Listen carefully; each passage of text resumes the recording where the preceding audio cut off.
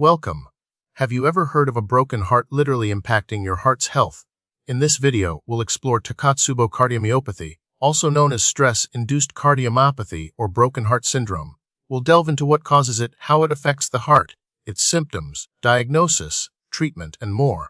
So let's get started on understanding this fascinating and sometimes frightening condition. The exact cause of Takotsubo cardiomyopathy remains somewhat elusive, but it's strongly linked to intense emotional or physical stress. This stress can range from the loss of a loved one, a serious accident, a natural disaster, or even surprisingly, joyful events like winning the lottery. The surge of stress hormones such as adrenaline is believed to play a crucial role. In some cases, it can also be triggered by certain medical conditions, medications or surgical procedures, even without obvious emotional stress. However, a significant portion of cases occur without a clear identifiable trigger. Now, let's explore what happens inside the heart during Takotsubo cardiomyopathy. The surge of stress hormones leads to a temporary stunning or weakening of the heart muscle, specifically the left ventricle, which is the heart's main pumping chamber. This stunning effect causes a characteristic change in the shape of the left ventricle. It balloons out at the bottom, resembling a Japanese octopus trap, known as a Takotsubo, hence the name. This ballooning impairs the heart's ability to pump blood effectively, leading to symptoms similar to a heart attack. While the exact mechanism is still under investigation, theories include microvascular dysfunction, where small blood vessels in the heart constrict, and direct toxicity of catecholamines on heart cells. Takotsubo cardiomyopathy is not as common as other forms of heart disease, but it's certainly not rare either. It's estimated that it accounts for about 1–2% of all cases of suspected acute coronary syndrome, which includes heart attacks. It predominantly affects women, particularly those over the age of 50.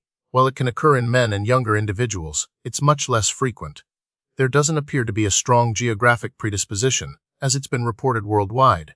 However, awareness and diagnostic practices may influence the reported incidence rates. The signs and symptoms of Takotsubo cardiomyopathy can mimic those of a heart attack, which is why it's so important to seek immediate medical attention. The most common symptoms include sudden, severe chest pain, shortness of breath, and sometimes fainting or lightheadedness. Some individuals may also experience nausea, vomiting, or abdominal pain. Because the symptoms are so similar to a heart attack, it's crucial to get to a hospital for proper evaluation. Diagnosing Takotsubo cardiomyopathy involves a combination of tests. An electrocardiogram, or EKG, will show abnormalities, but they're often different from those seen in a typical heart attack. Blood tests will show elevated levels of cardiac enzymes, such as troponin, indicating heart muscle damage, but usually not as high as in a classic heart attack. The key diagnostic test is a left ventriculogram or an echocardiogram, which visualizes the heart's pumping action and reveals the characteristic ballooning shape of the left ventricle. Coronary angiography, where dye is injected into the heart's arteries, is also performed to rule out any blockages, as in coronary artery disease. In Takotsubo, the coronary arteries are typically clear. While the classic presentation of Takotsubo cardiomyopathy involves apical ballooning, that octopus trap shape at the bottom of the left ventricle, there are variations. Some individuals may experience mid-ventricular ballooning, basal ballooning, or even a global hypokinesis where the entire left ventricle is weakened. These variations can make diagnosis more challenging, but the underlying principle of stress-induced cardiomyopathy remains the same. The treatment for Takotsubo cardiomyopathy is primarily supportive. Since the condition is usually temporary, the focus is on managing symptoms and preventing complications. Medications commonly used include beta blockers to slow the heart rate and reduce the effects of adrenaline, ACE inhibitors or ARBs to help improve heart function, and diuretics to reduce fluid buildup. In some cases, temporary mechanical support, like an intra-aortic balloon pump, may be necessary to assist the heart's pumping ability. It's also essential to address the underlying stressor that triggered the event, if possible, and provide emotional support. Since Takotsubo cardiomyopathy is often triggered by unexpected stressors, preventing it directly can be challenging.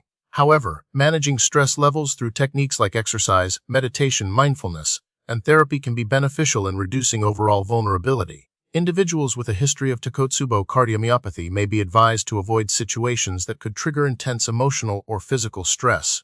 Prophylactic use of beta blockers in high-risk individuals, such as those undergoing major surgery, is sometimes considered, but this is not a routine recommendation. The prognosis for Takotsubo cardiomyopathy is generally good.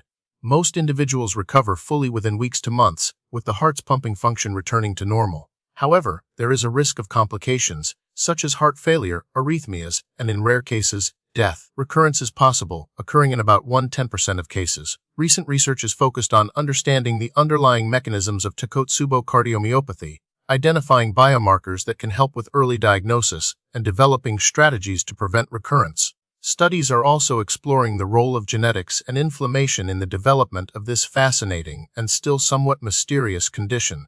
This ongoing research is crucial to improve our understanding and ultimately enhance the care of individuals affected by broken heart syndrome.